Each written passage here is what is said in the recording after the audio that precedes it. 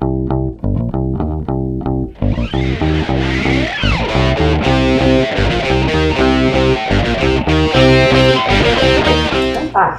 Iniciamos o episódio número 4 do Sogante Conversa. Eu sou a Indira Valente Reis, médica do trabalho e presidente da Sociedade Gaúcha de Medicina do Trabalho, e sou uma das anfitriãs hoje.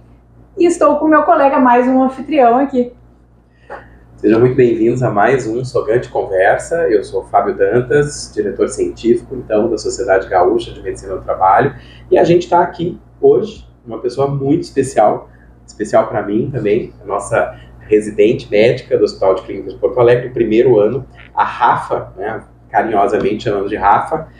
Rafa, vamos começar direto ao ponto, assim, né? Fala um pouquinho de ti. Primeiro, muito obrigada pelo convite, é uma honra estar aqui com vocês. Obrigada, Indira, obrigada, Fábio. Eu sou a Rafa, na verdade, o apelido de Rafaela. Eu sou de Santa Catarina e me mudei agora para Porto Alegre para assumir o programa de residência de Medicina do Trabalho.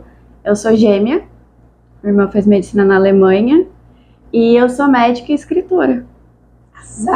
Esse nosso tema hoje tem relação com essa pulsão da arte da escrita, né, que tem essa relação muito íntima, eventualmente, do médico com a literatura ou com a escrita. Então, acho que todos nós temos estranhezas e através da arte a gente consegue se comunicar e ter empatia também com outros humanos. E aí, conta um pouquinho mais para nós, assim, como assim a Rafaela é escritora, como é que é isso? A carreira médica, na verdade, surgiu depois da escrita. Eu comecei a escrever em 2015, no ano que eu estava no cursinho pré-vestibular, então não tinha entrado na faculdade. Uhum. Eu comecei a escrever meu livro em fevereiro, e no final do ano quando eu fui fazer a prova, efetivamente a prova que eu passei em outubro, eu tinha o livro assim 70% pronto. Eu tinha escrito pelo celular. Tu estava escrevendo livro enquanto fazia o cursinho pré-vestibular para medicina, é isso? Exato. Medicina. Certo. Que para muita gente era assim, loucura, para o que você está fazendo, isso provavelmente vai te resultar numa não aprovação. Uhum. Ignorei todo mundo, segui com o meu desejo e no final do ano eu tinha uma aprovação e um livro pronto. Tu vê que prodígio, né? Estudando, escrevendo, passou. Então, às vezes nos leva a pensar que quando a gente faz algo que nos dá prazer, né, e que funciona, ativa a nossa mente de alguma forma, isso pode até contribuir com o aprendizado também, né? Quem sabe? Certamente. Com certeza. E da onde que veio essa ideia de escrever enquanto fazia um cursinho pré-vestibular, assim? Do primeiro livro eu sonhei com uma das cenas que tá no capítulo 3, se eu não me engano. E depois eu acordei e falei, gente, essa cena não sai da minha cabeça, isso daria muito mais história.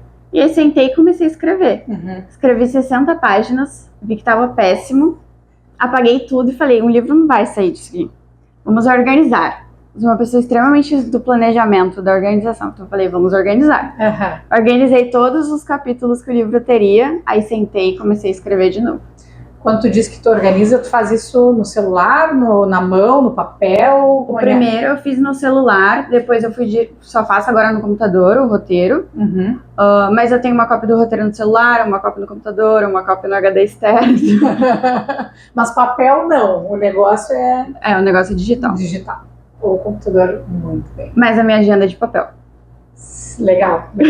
Eu ainda tenho papel aqui. A agenda eu prefiro de papel Eu também. já tô no celular com a minha colinha aqui. Também Isso. sou tudo do digital. Muito legal. E, como eu citei no início, a Rafa é residente de Medicina do Trabalho. Decidiu fazer essa especialidade. Por quê? Por que Medicina do Trabalho? Então, a minha jornada com Medicina do Trabalho foi um pouco incomum, assim. Eu nunca sonhei em fazer Medicina do Trabalho, eu ia fazer anestésio. A faculdade inteira eu ia fazer anestésio com subindor. Sempre fui muito ligada com essa área de dor, de controle de dor. Uhum. Quando eu formei, eu não passei de início, então eu fui trabalhar. E eu fui trabalhar em 2 clínicas, uma como médica examinadora e uma como generalista. E foi aí que eu me apaixonei. Comecei a estudar mais, para o que muita gente era ruim, conhecer a burocracia, eu estava com mais gana de conhecer e ler a respeito e procurar resolução, entender melhor das NRs. E foi um mundo à parte, eu falei, meu Deus, não era nada do que eu minimamente conhecia sobre a área, assim, é muito mais amplo do que a gente acha. Tu estava em Santa Catarina nessa época. E quando fala que é muito mais amplo, na faculdade tu já teve algum pouco de conhecimento sobre medicina do trabalho, saúde ocupacional? Foi muito raso, assim, eu tive 2 aulas, mas mais voltada a SUS, um pouco ali sobre NR32 e só. Bem limitado. Eu aprendi mesmo trabalhando e vendo e tendo as necessidades e buscando mais e lendo mais, me apaixonando cada vez mais pela área. Então não foi a graduação que te estimulou a buscar a especialidade. Tu vê que interessante, né? Essa história não é incomum.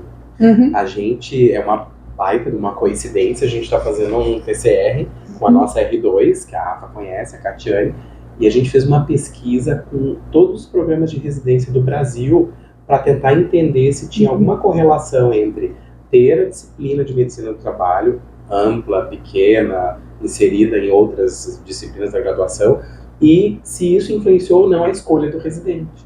A gente já tem alguns resultados preliminares aí, vamos apresentar no Congresso da ANANT agora, Legal. em setembro, e posso antecipar uns spoilers aqui para vocês, de que a imensa maioria dos residentes não foi influenciado pela medicina do trabalho e que eles inclusive reforçam que... Na época da faculdade. Na época da faculdade.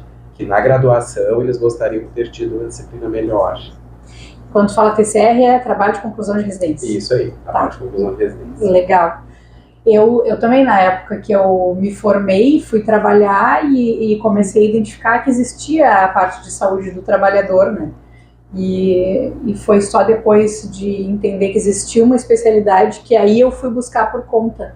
E aí fui atrás da especialidade de medicina do trabalho.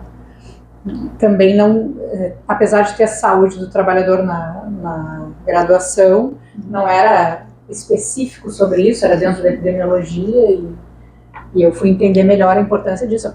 Até porque a gente fica a maior parte do tempo do nosso dia útil no ambiente de trabalho, né?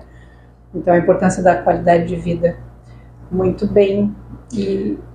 fiquei lembrando aqui também, seguindo esse momento, né, de entender do trabalho na vida da Rafa, por que sair de um estado para o Rio Grande do Sul? E por que escolher o Hospital de Clínicas para fazer a residência? Assim, nessa minha jornada que eu pesquisava mais para pesquisar a resolução e como lidar com algumas situações que eu me deparava, eu via que aqui publicava muito. E aí, publicando muito, eu falei assim, eles devem ter um programa de residência de medicina do trabalho, porque se eles publicam muito, isso sai de algum lugar. E aí, nisso, eu descobri que tinha um programa, li toda a ementa do programa, que é uma parte burocrática que geralmente as pessoas também pulam. E daí, não, eu li todo o edital, li toda a ementa, vi tudo que precisava ajustar no currículo para ver se eu conseguia ter uma pontuação boa aqui. E aí eu falei, não, quero Rio Grande do Sul. A Veia, a escritora, né? Ela leu toda a ementa. A gente faz achando que ninguém vai ler. Ó, já temos aqui um tempo. Temos que caprichar, né? Muito bem. E tens familiar médico? Tenho. Não. Meu pai é médico e minha mãe é médica. Ah, legal. Os dois. Minha mãe é nefro e meu pai é cirurgião geral e depois ele fez obstetrícia. Filha de peixe, escolheu também. Muito bem, muito bem. Tu acha que tem influência da tua família na tua decisão? Eu digo que é uma influência indireta, porque assim, eles não influenciaram diretamente no sentido de você vai ser médico, porque eu quero um filho médico, mas ao mesmo tempo eu cresci nesse ambiente. Sim. Eu crescia com discussão de caso clínico no almoço, no jantar. Eu ia buscar meu pai no plantão. Então, assim, querendo ou não, eu cresci nesse ambiente dentro da área da saúde. Eu acho que era meio inevitável, assim, eu seguir para uma área da saúde. É meio que ame ou odeio, né? É, Essa exato. gente fica com tanta raiva do pai que faz plantão, não aparece muito em casa. Eu não quero medicina. Mas, A resposta não é óbvia, né? Eventualmente faz ou não sentido. Muito bem. Mas vamos falar da tua parte escritora. Lá na época, então, tu estava fazendo cursinho pré-vestibular, tu te deu um insight, que tu teve um livro na cabeça, começou a escrever. E aí, Como é que foi isso? Tu terminou de escrever? Tu acreditou no livro, não acreditou? Como é que foi esse processo até ele se materializar fisicamente? Assim? Então, eu super acreditei no início, porque era uma coisa que fazia e ainda faz super o meu coração bater mais forte, e é uma coisa que eu sinto muita falta se eu fico sem. E eu vi que começou a fazer muita parte do que eu sou, como pessoa, para eu entender melhor o que eu estava sentindo, para eu descarregar quando eu estava estressada. Entrou como uma válvula de escape também para o estresse, na época de cursinho pré-vestibular, depois durante a faculdade, agora durante a residência, então ajuda sempre. E depois eu falei, vai dar certo nem que eu faça o livro só para mim. Então já tá dando certo. Vai dar certo, não necessariamente o livro precisa estar materializado físico à venda, porque eu não sabia, né, se eu ia conseguir ou não. Mas eu falei, pra mim, se eu terminar o livro, já vai ser uma vitória que eu consegui finalizar alguma coisa. Alguém sabia desse teu projeto? Inicialmente, só a minha irmã gêmea. Eu mantive segredo até outubro. Por que tu manteve segredo? Que mal pergunte. Porque, assim, os meus pais sempre apoiaram todos os projetos que a gente decidisse entrar. Então, eu falei, eles vão apoiar, vão criar expectativa, porque isso é inevitável, o ser humano cria expectativa. E depois vai que eu desisto, que eu vejo que não é o que eu quero mais. Então eu mantive segredo. E aí chegou em outubro, eu tinha voltado da prova de vestibular, e aí eu falei pros meus pais, a prova foi assim, não sei se eu fui muito bem, mas, assim, eu não saber se eu fui muito bem não quer dizer que eu não vou passar, tudo que eu passei. Mas eu tenho uma novidade, eu escrevi um livro. Opa! Estamos sabendo agora em primeiro. E aí meus pais ficaram, peraí, como assim um livro, de onde surgiu? E aí eu contei pra eles foram super mega apoiadores, assim, depois ajudaram a escolher a editora, desde o começo eles super apoiaram. Gostaram da novidade? Adoraram. E o livro foi impresso, então? Foi impresso. Teve lançamento? Como é que foi isso? Teve. Me conta mais aí da parte de contato com a editora, de lançar, porque não é simples. Não, e é um mundo à parte que você não sabe nada, assim, quando eu comecei eu não sabia nada dos códigos que o livro deveria ter, do livro, dos nomes específicos, a lombada tem tamanho, não tem epígrafe, não vai fazer, epígrafe é aquela frase que tem no começo. E aí eu fui buscar a editora, como eu entrei na faculdade em Petrópolis, eu pensei, é mais fácil entrar, eu consegui uma editora ou de São Paulo ou Rio, por acesso, envio de remessa, enfim. E eu consegui uma editora de Paulista, que até hoje em dia já faliu, enfim. E eu lancei na Bienal do Livro de São Paulo, em 2016. Meu primeiro livro. Que massa! Bienal do Livro. A gente acha que sabe tudo e vai se surpreendendo com as novidades. Isso foi no ano seguinte, porque tu escreveu em 2015 e aí em 2016 já estava na Bienal do Livro em São Paulo. Já estava vendo isso. Uma editora local lá, né? Legal. Que é onde tu fez a faculdade. E era um livro sobre quê? Era um livro sobre tráfico de drogas. Mas era ficção. Ficção. Ficção. Tudo ficção. Todos os teus livros são ficção? Todos ficção. Isso eu achei bacana, assim, quando a gente conversa com a Rafa, que ela dá uns detalhes, assim, do livro, a gente fica viajando, assim, de onde é que vem tanta criatividade. Tu não quer contar um trechinho de algum dos livros que, de repente, o que tu mais gosta, assim, alguma coisa para fisgar a atenção dos nossos telespectadores? Eu acho que o primeiro foi um gancho que eu peguei diferente, assim, que geralmente em romance policial a gente tem um mocinho, que daí ele tenta desvendar o mistério, o crime, mas ele é um mocinho propriamente dito, com ações boas e moralmente não questionáveis.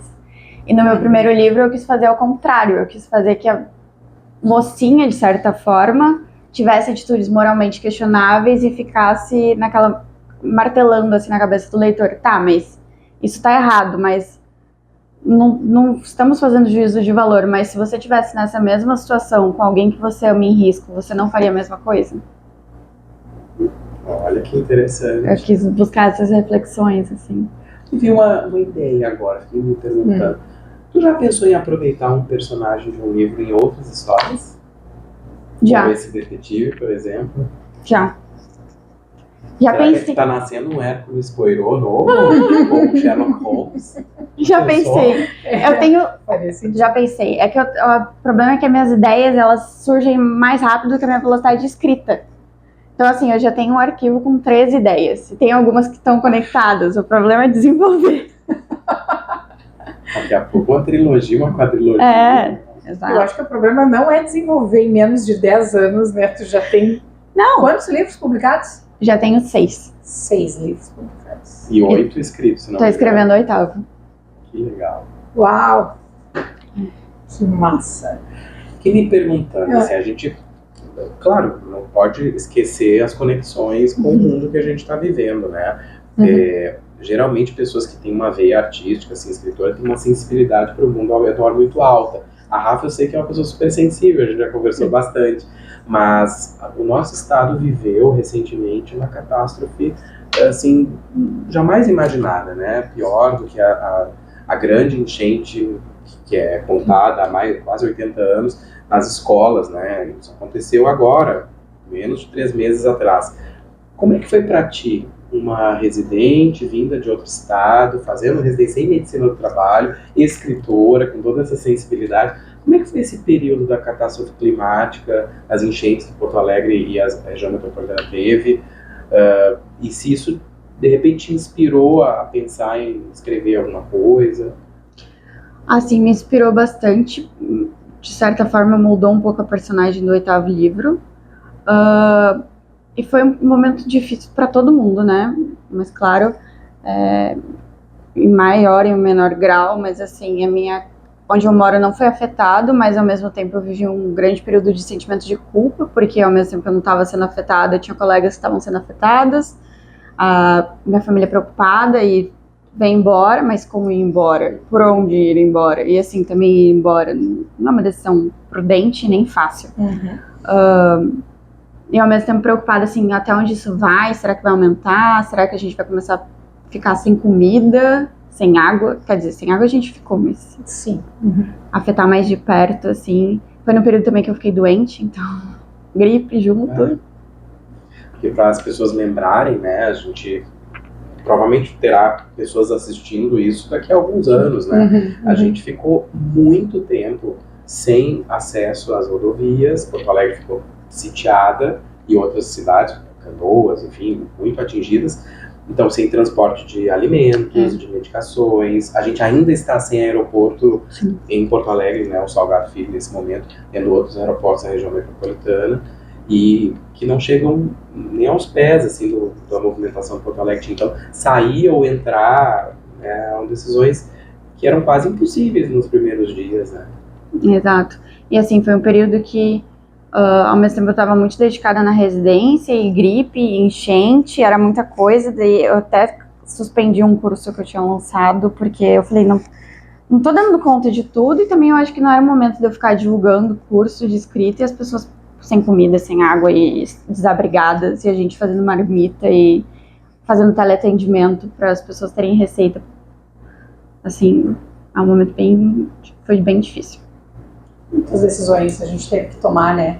Recalculando rota todo dia. Exato.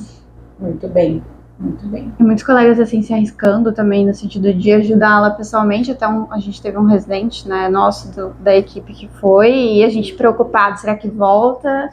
E quando volta e como volta? Tu fala do resgate físico. Físico mesmo, propriamente. Nas casas. Isso. De barco, De né, barco. tudo, recebendo as pessoas. Mas tu falaste outra coisa que acho que a gente queria entender também um pouco. Como é que é essa de fazer um curso de escrita? Além da guria escrever vários livros, tem essa veia artista, ela ensina as pessoas a escrever, é isso? É isso. Eu fiz um curso para ajudar, porque várias pessoas que eu me deparava assim no dia a dia e conversava, você é escritora, que legal, nossa, eu tinha um sonho de escrever um livro, mas eu engavetei porque eu não sei o que fazer. Eu não sei como transformar essa ideia em realidade. E aí eu falei, não, peraí, vou empacotar tudo que eu tenho de conhecimento, tudo que eu adquiri nesses 10 anos, e falei, vou lançar um curso, porque daí cada um vê na sua velocidade. Que legal. O que tem nesse curso? Por exemplo...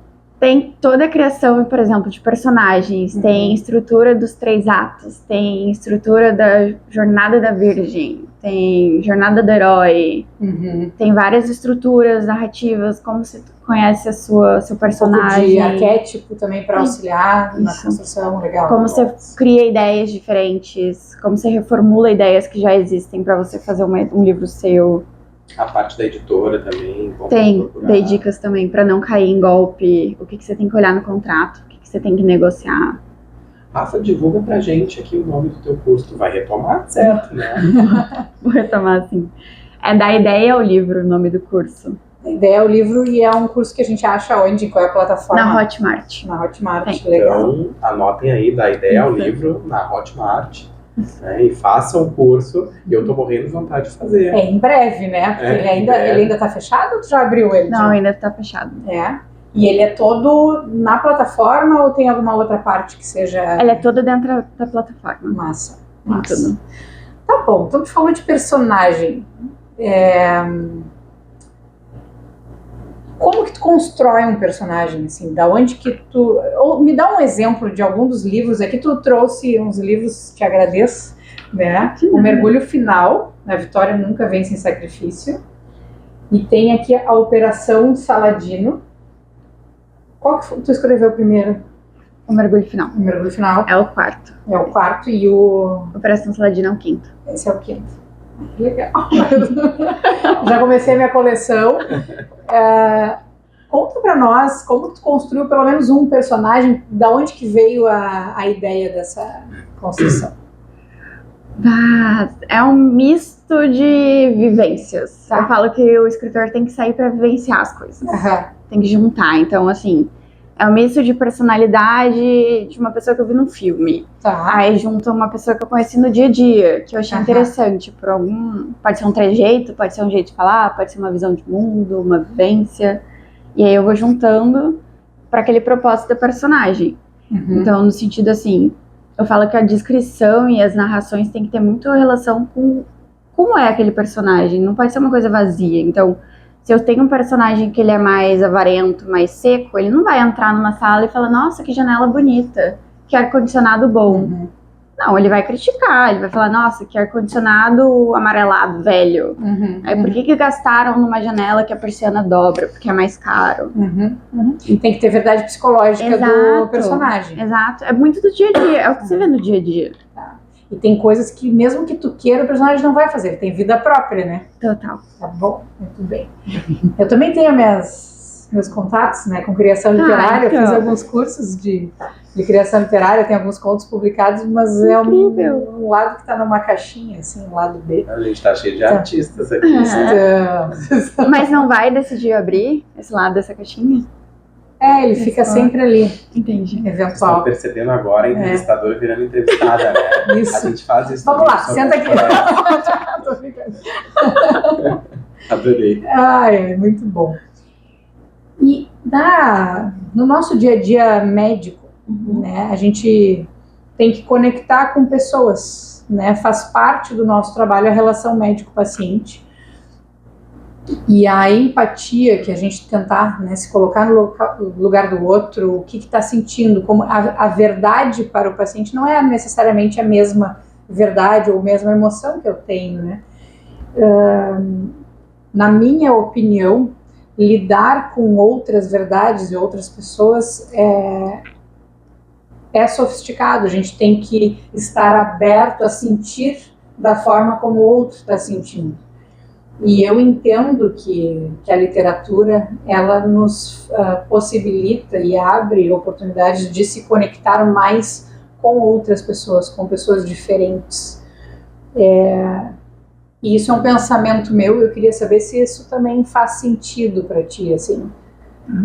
Faz super. Até, eu acho que no dia a dia, literatura também, mas eu digo arte no geral, principalmente pintura também, e música até certo ponto, até para você conseguir se fazer ser entendido. Porque é muito fácil chegar e falar que a receita é isso, o senhor tem que tomar isso, pronto, virar as costas e pode ir embora. Mas ele vai fazer efetivamente o que eu preciso que ele faça, o que é o melhor para ele naquele contexto. Ele tá entendendo por que ele tá ali no hospital, ou por que aquele exame é necessário. Não só, tipo, estou concordando porque o médico tá aqui e tá dizendo que é bom ele fazer, por exemplo, um cateterismo. Não, mas ele está efetivamente entendendo por que eu tô indicando aquilo, por que aquilo vai ser bom para ele. Então, acho que quando você consegue se colocar no lugar do outro, isso também ajuda a comunicação. Perfeito. E falando em comunicação, queria aproveitar o gancho. Recentemente, vocês sabem que aqui no Sogante Conversa a gente vai trazer temas né, bem amplos, assim, e sempre fazendo conexões com o nosso mundo da medicina do trabalho, né?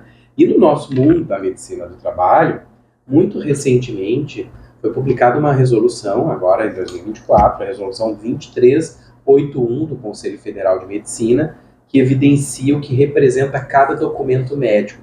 Inclusive, essa resolução substituiu a resolução 1658, que já vigorava desde 2002, que é a resolução que traz orientações sobre o atestado médico. Elaborar um atestado, muitos chamam de laudo, um parecer ou relatório, por exemplo, para um médico perito do INSS ou para um colega médico assistente, requer uma habilidade, uma capacidade de traduzir em palavras, né, e de ser o mais completo possível as condições que o nosso paciente apresenta, o nosso paciente trabalhador, digamos assim, nesse binômio, né? Sim. Tu te enxerga com mais facilidade de traduzir palavras quando tu precisar fazer um laudo para perícia? Assim, ótima pergunta. Eu acredito que eu realmente tenho mais facilidade por isso, porque as pessoas vêm muito com a emissão de um laudo, seja um atestado, seja um relatório, com empilhamento de tópicos.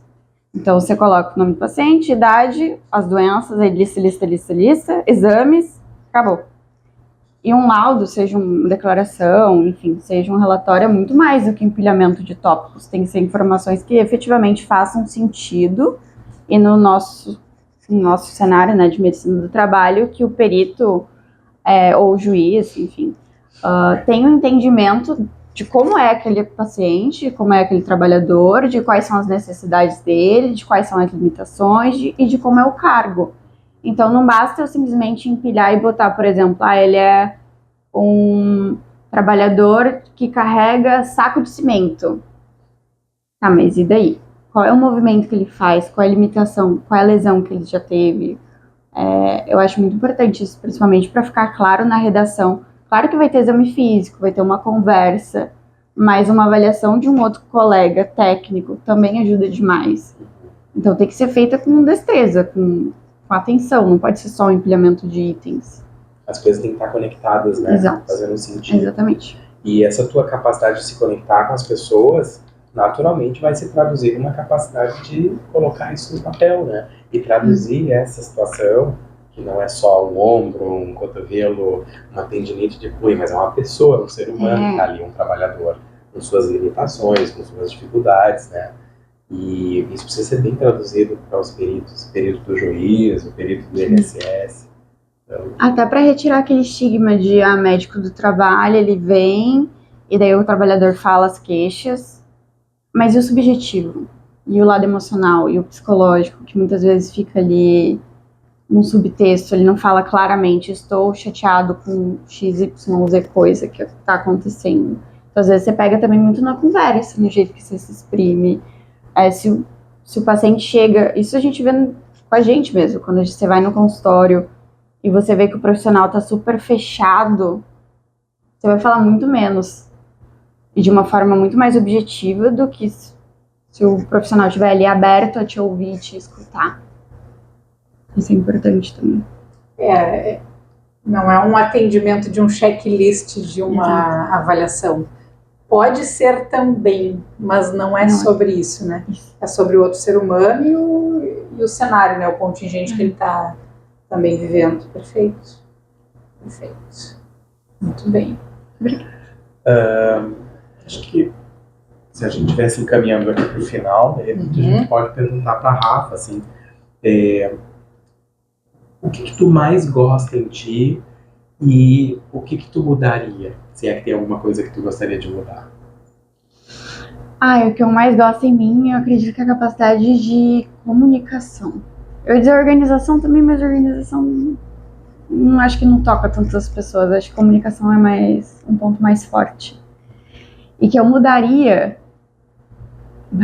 que eu mudaria... A gente acredito faz perguntas difíceis. Difícil. Eu acho que um pouco menos necessidade de controle das coisas. Assim. Hoje em dia eu tô muito melhor, mas eu já fui aquela pessoa que queria ter controle do que ia acontecer no dia seguinte, depois. a gente não tem certeza de nada. Então, hoje em dia eu sou muito mais desapegada com o futuro. Mas acho que se desse pra mudar, acho que eu seria um pouco menos ainda. A gente influencia, mas não controla necessariamente. Exato. Ainda mais na saúde do trabalhador, que a gente depende de tantos entes, né? Isso. Internos, dentro das empresas, fora do setor de trabalho, fora da empresa, na justiça, no INSS, as políticas públicas, né? Perfeito. E o que o trabalho te trouxe, Rafaela? Nossa, me trouxe muitas experiências, amigos novos, contato com pessoas diferentes, histórias novas, inspiração. Nossa, mudou muito. Já tem uma lista, né? Já. Ideias para livros. Exato, mudou muito. Massa. Nossa, me tornou uma pessoa muito melhor. Legal. E se as pessoas quiserem te encontrar nas redes, como é que podem te achar? Além da ideia, o livro, que é o teu curso no Hotmart.